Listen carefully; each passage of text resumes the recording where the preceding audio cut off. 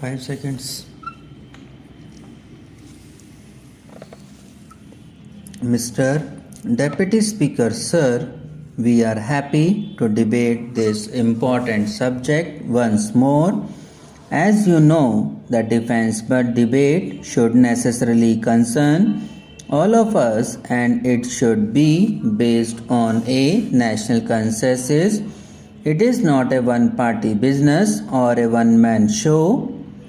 It concerns the entire nation, its security and liberty, as without a strong country, everything else has no meaning.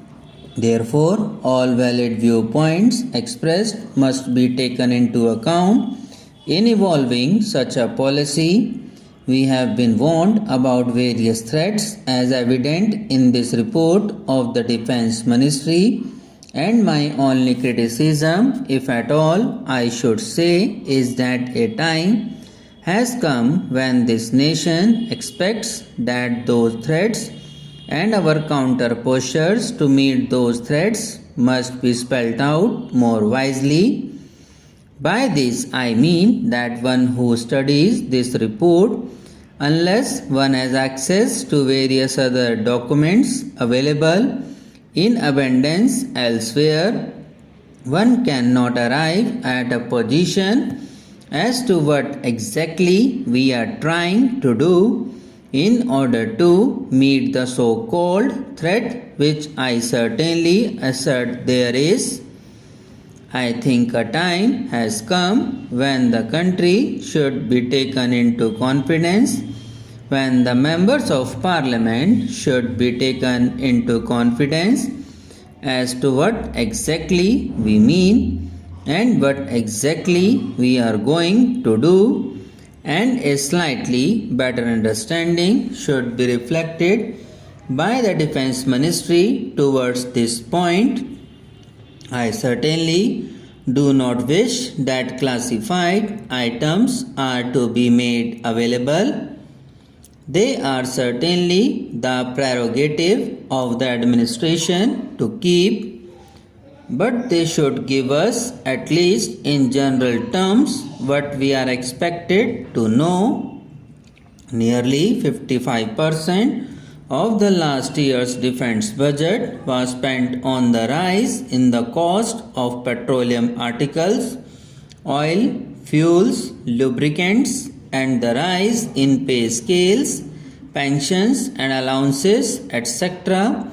It hardly left for the entire defense budget a balance of 40%, which goes to make the real hard punch. And so it remains this year also. This position has to be rectified in the coming months, and that is a cause for concern. I have the greatest regard for the Honorable Defense Minister, and I know that he is a man of action and that he will take this point into account so that our defenses do not lack the punch that we want to have. The threats as spelled out in the report of the ministry are mainly from the north and west, and as far as they go, they are right. As far as the threat from the west is concerned, it is more positive. I do not foresee anything to come out of that cold state in the north. But if you look at the west, the defense budget of Pakistan has increased by 25% in the last year. From 1981, they have increased their budget 50%. They have raised 3 infantry divisions and 1 armored division. Not only that, they say that Pakistan will settle outstanding differences with India from a position of strength. We, on the other hand, have the same commitments as we had before 1971.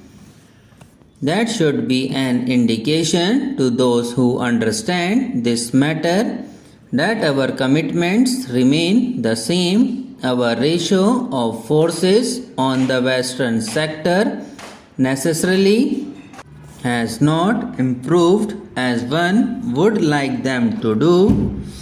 Together with this, the leadership of Pakistan is known for diverting the attention of their people from the various troubles that they have inside their country and creating tensions along the western border, which concerns us. We have had the sad experience of having 3 major wars in the last 40 years. The increase in the Air Force of Pakistan has also to be noted.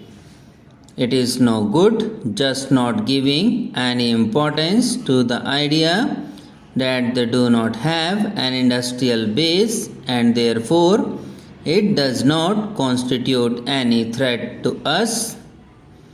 I beg to remind the House that initially and basically they and we are from the same race, from the same stock, possessing the same skill and the same resourcefulness. So one should not underestimate the capacity that they have for doing all this.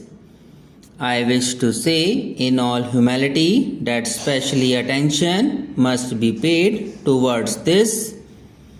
They are now getting in the pipeline perhaps some more missiles and more anti-tank weapons and aircrafts which give them a qualitative edge over us. Now the other factor that needs to be taken into account is China's own way of thinking. Compelled by its own national security angles, it has left its old narrow position and has now gone into a lot of technical and technological cooperation with the Western countries. So there should be no doubt that when production starts flowing out of China in this new generation of armaments, it will certainly flow into the pipeline to Pakistan. All these factors should be taken into account by the Ministry of Defense. Subscribe now and press the bell icon. Never miss an update.